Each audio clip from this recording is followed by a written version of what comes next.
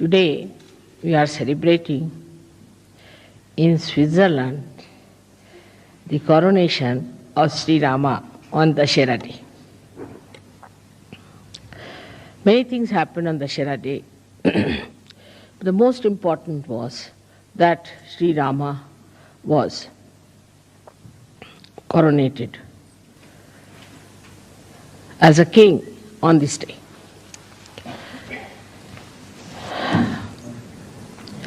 He also killed Ravana on this day. Many may say that how can it be he killed Ravana and he was coronated on the same date. In those days in India, we had supersonic aeroplanes. And it's a fact. And the aeroplane's name was Pushpak, meaning the flower. It was called as Pushpak and it has a tremendous speed. So after killing Ravana, he came to Ayodhya with his wife, and that was the day he was crowned. On the 9th day, he worshipped the goddess to get strength, Shakti for his weapons, and the 10th day, he killed Ravana. So you can imagine how much advanced people were there at the time of Sri Rama and his kingdom. The reason was the king was an incarnation. Also, he was a benevolent king, as described by Socrates. Sri Rama's story is very interesting throughout, and we have now a beautiful series about him done by our television in India, which is sold for a very good price. Maybe we might be able to present you all with one when you come there. But the story of Rama, they say, was written before he was born. Even before there was any inkling of it, the seer Valmiki wrote the whole story of Sri Rama. Sri Rama's birth and all that are brought forth by the Agni, the fire. And he was born in the dynasty of the Surya, is the sun. So, with all that, born out of the blessings of the Agni, that is fire, and also was born in the dynasty of Surya. He was one of the mildest avatars you have ever had. He is known to be a very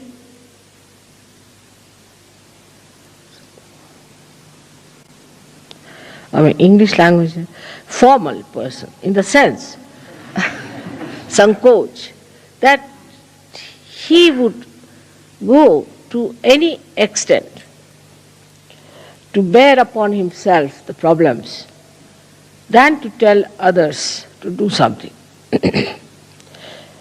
We still had many people in India like that. Like we had one Prime Minister, Lal Bahadur Shastri. And if he was sitting in the room and there are people sitting and there's electricity was on somehow, say by light or something, and he wants to put it off, he would not ask anyone to put it off. Slowly he'll get up from his seat, walk up to the switch and just put it off so that he shouldn't ask for it. This is one of the greatest quality of Sri Rama, that he would not make anyone do anything for him or order anything or would use someone for their purpose. See, he was the blessing of fire and born in the Surya, But what we find, those people who are born maybe in very lowly families, in the negative families, the left-sided as you can call it, with all kinds of problems, have a terrible agya and a terrible surya in them. The person who is born in the surya has to be extremely humble. He is the one who shows that nothing can affect, nothing can make him feel that he is something great. Now, when we see his life further, he was a very humble man. We've seen now people who try to despise others. I don't like you. I don't like. It's not good. It's very difficult. It's a sign that such a person is extremely low in character. Has no character at all, but is low in character. Anybody who has any character is shown by the tolerance he has of other people. Intolerance is a sign of a person who is extremely egoistical and is vain. There's vanity. Shri Rama was so much loved by the people where he ruled in that state, and he had the most beautiful wife of the most venerated father Janaka, and who was the beloved son of his father. But he was such an humble man that in all his character you see the beauty. Like he was going by a little boat when he went for his exile. And the one who was taking him was an ordinary boatman. And the boatman was feeling very much upset that he's sitting before the king of Ayodhya and he doesn't have proper clothes. So Shri Rama, who was himself, was wearing nothing but valkalas, are the clothes which are worn by the village people or worn by the people who live in the primitive areas, only kind of leaves that they have. He had to wear that because his mother, the stepmother, asked for that kind of a boon from the father. And then Sri Rama just told him, "Why are you worried? I'm wearing this, I'm no more a king. I'm sitting before you like this. You should be quite comforted. And I really don't know how to steer the boat, while you know how to steer the boat. So why should you be worried?" Like that, he kept even the people who we would call as low in society at a very high pedestal. Which shows that he respected human beings. He himself is called as Maryada Purushottama. Means he was the one who knew how far to go with someone, Maryada. How to talk to someone. How to approach someone.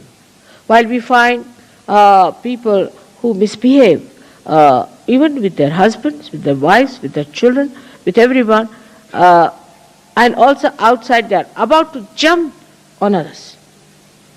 That's absolutely against Rama. It's like Ravana. Even Ravana was not like this. He was also of not that nature. Because he had certain dharmas within him. He was a realized soul, but he had become a Rakshasa because he became arrogant. But even his arrogance cannot be matched with many modern people and modern girls and men that I hear and see, that it is surprising they have really surpassed Ravana.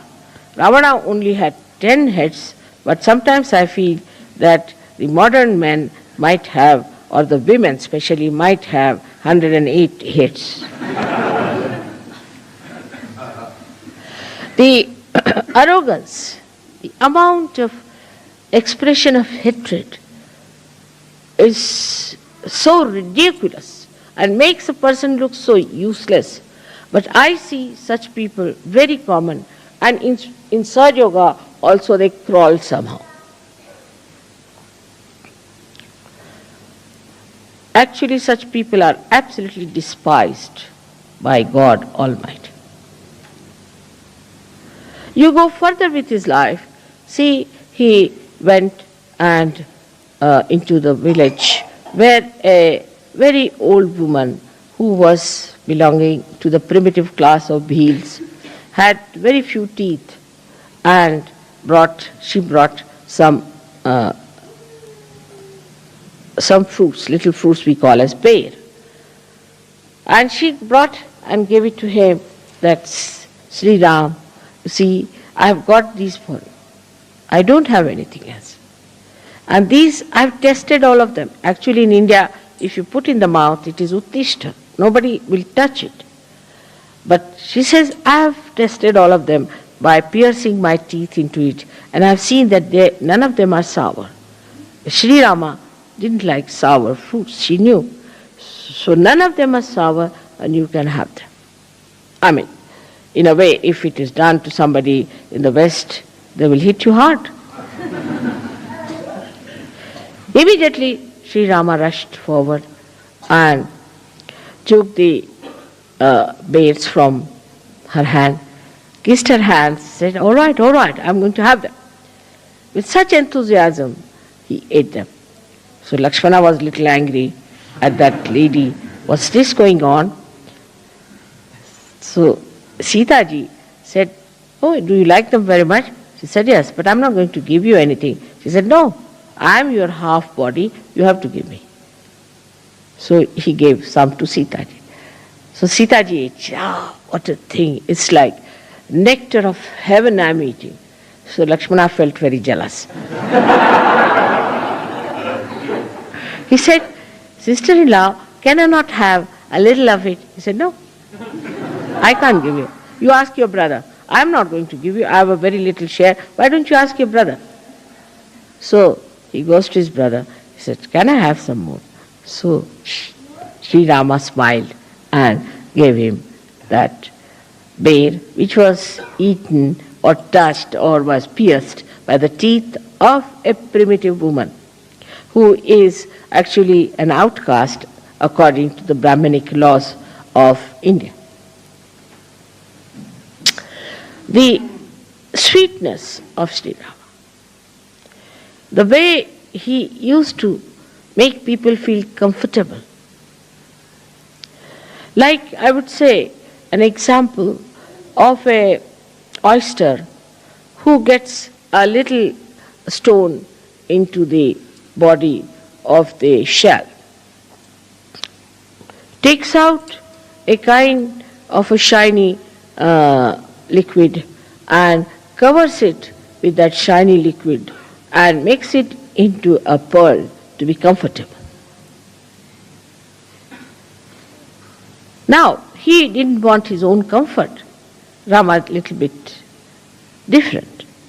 That he wanted to make everyone into a diamond or a pearl so that the other person would shine and would look nice. And that's how he felt comforted. His qualities, if you have to imbibe, first of all, we have to understand the innate situation of Shri Rama. Shri Rama is placed on the right hand side of your heart. Right hand side, right heart. He is placed there. Now, in a human being, there is no right heart. If you tell somebody there's right heart, they'll say, what? There are 2 hearts or 3 hearts? In our Sahaja Yoga, we have 3 hearts. One is the left, another is the right, and one is the center. Now, the right heart is a very important thing. The right heart looks after the whole lungs, both the lungs, or the throat, the trachea, the nose, the inner part. The outer side is looked after. We can say the features are given by Sri Krishna. But the inner part of it is all done by Shri Rama. They are the same. But one acts as in the inner part, the another as the outer part. It gives you the ears. From the inner part, Sri Rama does. He gives you the eyes in the inner part of the eyes. Now, it's so important to have the inner side all right and the outer side. It's an example of Sri Rama. He never cared for the outer side or the outward looks of a person. Because he came before Sri Krishna, he tried to build up the inner side of a human being. So we can say, though he is on the right heart, he acts through your Hamsa Chakra and partly through your Vishuddhi Chakra in the inner side of it. Because Sri Krishna, in the inner side of it, is Sri Ram, is Sri Vishnu. So, when somebody is, say, not good looking according to the Western standard, according to me, the Western standards are rather funny. Because Western standards don't look like, neither like Krishna or Sri Rama. The person like Sri Rama was a very healthy, tall person with his hands up to the knees. Ajanubhav. He is the one who has Ajanubhav. And he was plump. Both of them were plump. They had to be plump people because they were, though they were born of the Agni, he was born of the Agni, but the water is the main element of Sri Vishnu. So they were all plump people. They were not thin like sticks, as today's modern ideas are, to be thin like sticks and like TB patients. But it doesn't mean all plump people are good. We always logically think that plump people are, if mother says so, then plump people are good. It's not the point. The inner side of it, I am saying. The inner side of it is just the opposite. Inner side of it is absolutely beautiful and absolutely full of love, affection and warmth. A person who doesn't have these things is a sign of a person who is not a surgeon, first of all.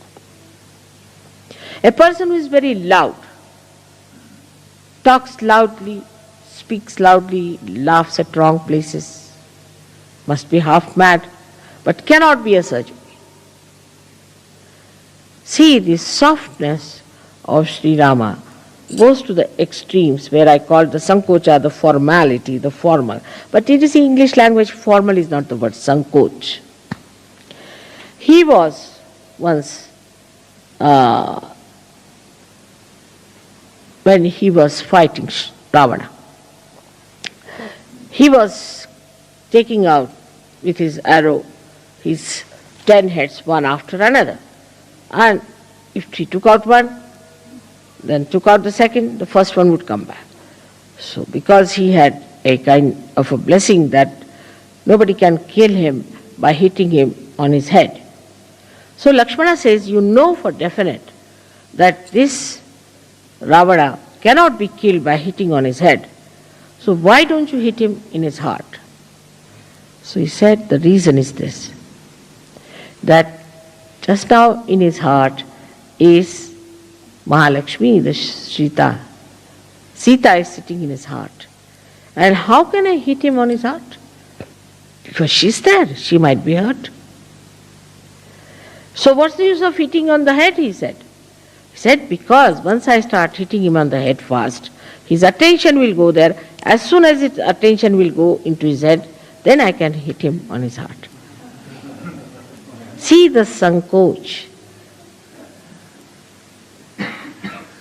See the sankoch, the way he talked. Now we have, see now what's wrong with you? Why are you all the time smiling and like that? Why can't you keep quiet?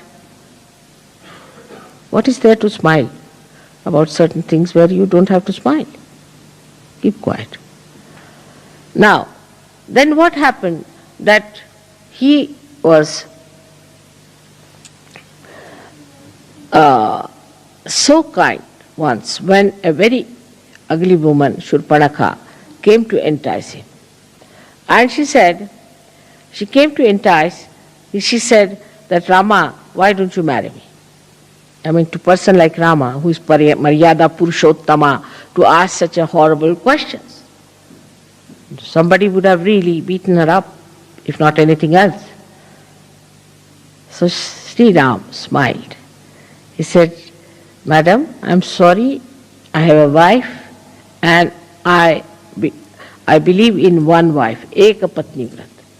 So I'm sorry I can't marry you. But mischievously says, all right, my brother is there, his wife is left in Ayodhya, you can ask. So he went to her and he asked, she went to him and asked, Lakshmana, why don't you marry me? She had become very beautiful. She has transformed herself to a beautiful woman. She must have gone to some beauty parlor or something. But she made herself like that. And she was there. And he looked at her, so angry. He said, you the ugly, why do you want to ask such a question? He cut her nose. When he cut her nose, that was in Nasik, and that's why Nasika means the nose, and that's why you have been to Nasik. That's the place where he cut her nose. He was very angry. But Sri Rama did not. He said in a way that's very convincing that, see, I have a wife and I am a person who believes in my one wife. Now another character about him was that he was consistent. He was never inconsistent like Sri Krishna. Sri Krishna was a diplomat, and diplomacy is in being inconsistent. Sri Krishna's style was different. But why? What's the matter with you? Why? What is it? You come and sit here, this side. Come along, Tina. Come and sit on the other side. Why do you talk to her? Go and sit at the back. Go. She's already given me a very bad time in Pune. And now here she is. While I'm talking, please don't talk to each other. This is the least you can do to me. Have you seen any Indians behaving like this?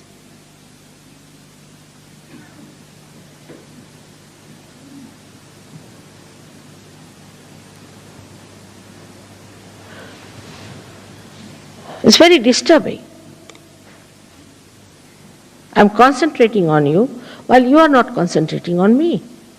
It's all right when there's a joke, something you laugh, but what's the need to talk to each other? I can't understand.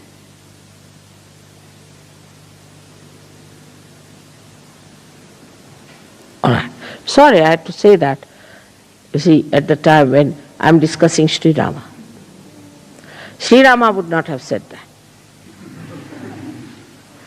But in Sahaja Yoga, you can't carry on like Shri Rama. Sometimes you have to be like Parshurama also. Otherwise, things don't work out.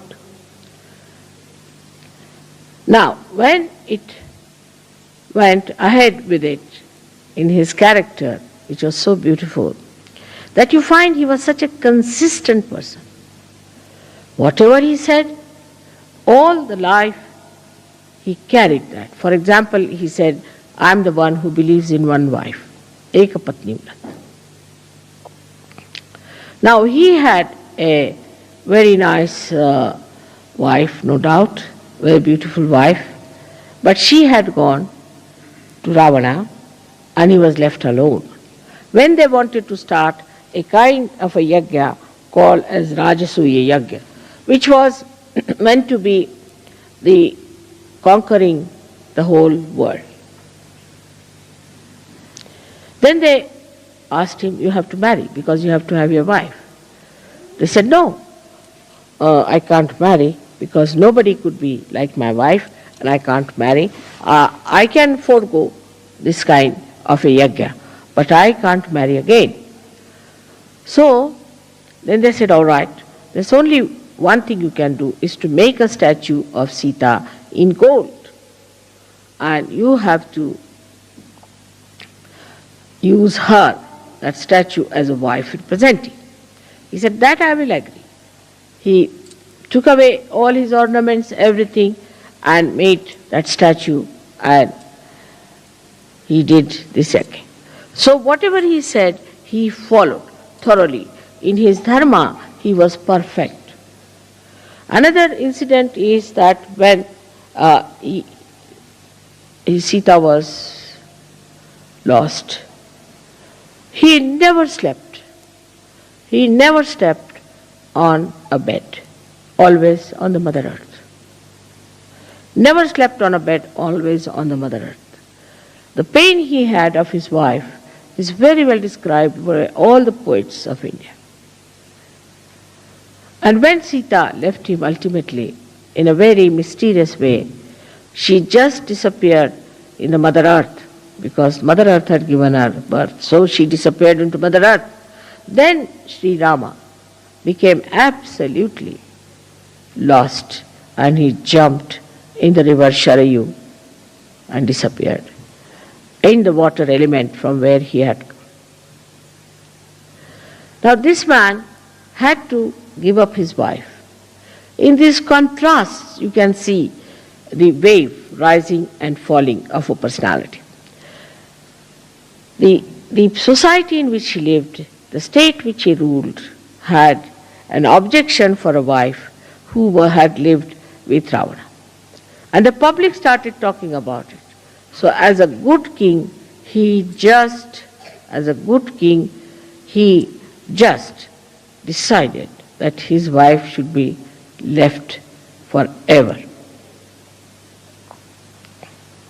And then he sent her on a beautiful chariot with his prime minister and his brother Lakshmana, who took her down and left her, told her this is what has happened, and that Sri Rama has asked her to take you down to the ashram of Valmiki.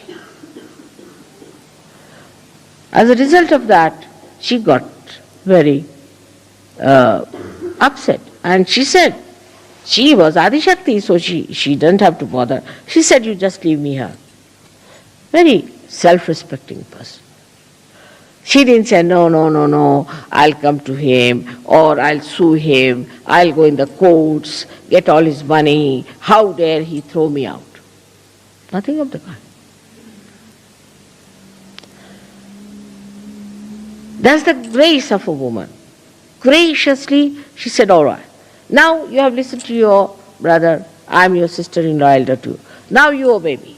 And I tell you, as your sister-in-law, that you can now go, leave me here alone, and I don't want you to go any further with me to deport me with somebody.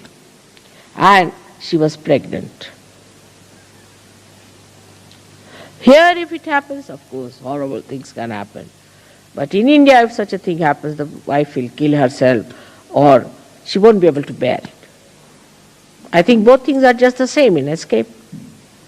If there's no aggression, then there is recession. But she said, no, I have to give birth to these two children. I can look after myself. All right, graciously he's done it, I have nothing. And please tell him not to worry about me. And she told Sri Rama, Sri Lakshmana, that all right, you look after him. That's all I want. And she told the chief minister, the mantri, that you must look after the kingdom. See the dignity, see the balance, see the character, the personality of Sri Ram. He was called as Maryada Purushottama. And look at his wife. She was equal to him in every way. When she was kept by Ravana. Ravana was so frightened of her Shakti that he would not touch her. He used to frighten her.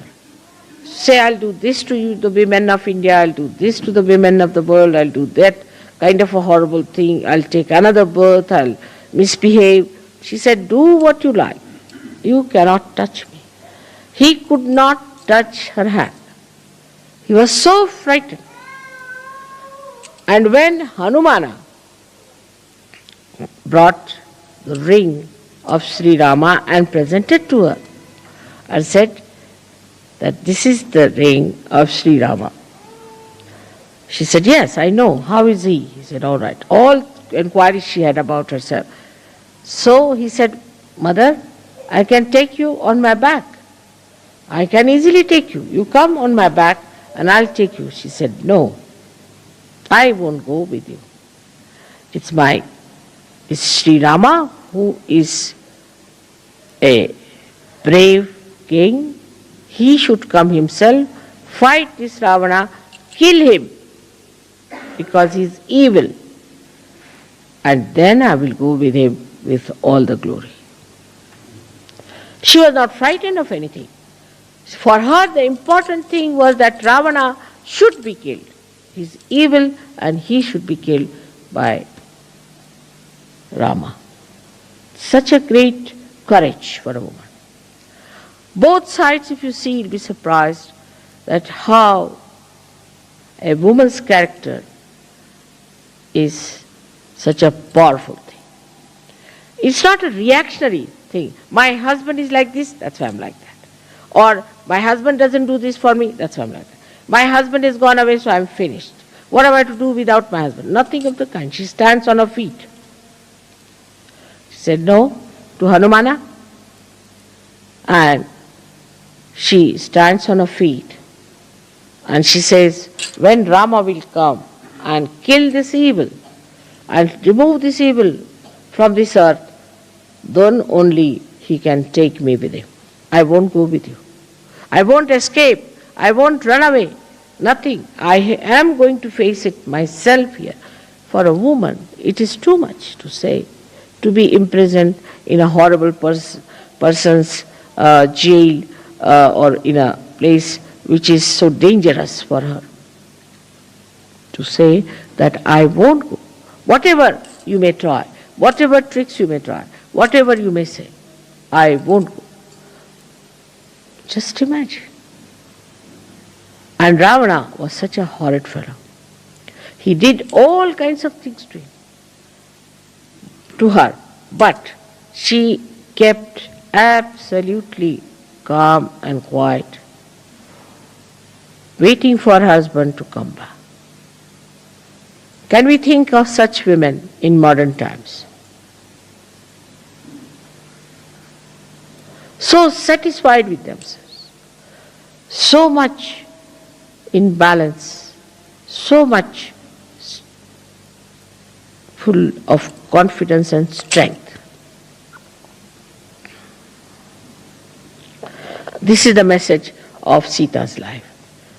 The benevolence of Sri Rama was shown when he started ruling the people.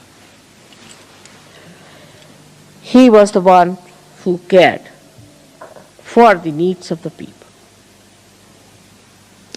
For him, it was important that the people whom he ruled should be happy and joyous.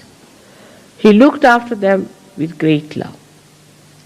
He had 2 sons whom he looked after for a short time because they were lost with the mother, Sita, and they are the ones who found him out in a way that Valmiki taught them how to sing the Ramayana.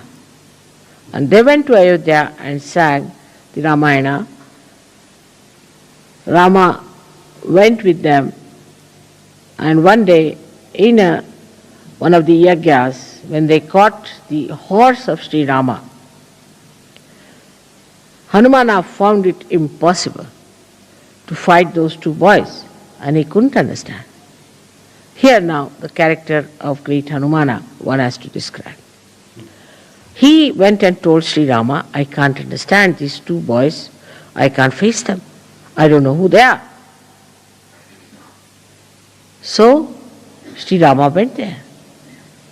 And these boys were standing with their arrows. Then Shri Sita appeared before them and she said, you cannot fight, he is your father.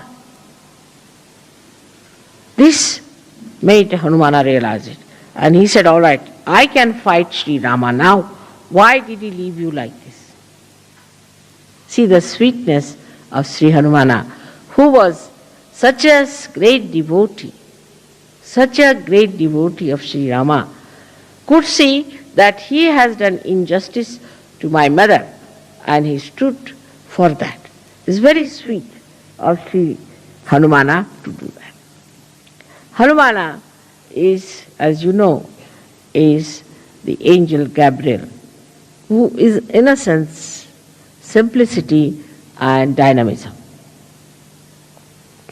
His dynamism was such that as soon as he was born, he said, better eat this sun because the sun is scorching the people in India.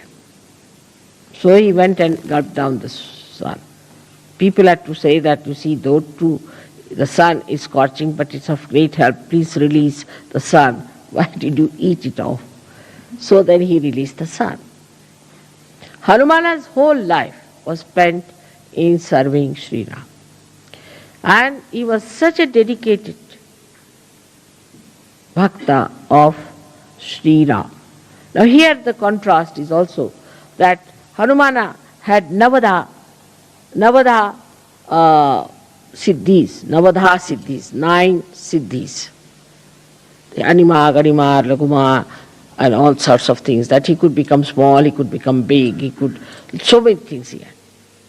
Despite all these siddhis, and the amount of power he had, that Sri Rama once asked him that my brother Lakshmana is being hit and he's very sick, he's just dying. So you go and get a particular kind of sanjeevani, a kind of herb which I want to rub on his head. So he went there and he couldn't find it. So he brought the whole of the mountain on his hand and gave it to Rama. Now you select. I don't know, I can't find it. That is the Hanumana Shakti. And with all that power, he was such a humble person and such a dedicated person. This is the sign of a powerful surgeon. Anybody who is powerful has to be humble and non-violent. Mahatma Gandhi used to say that what is the non-violence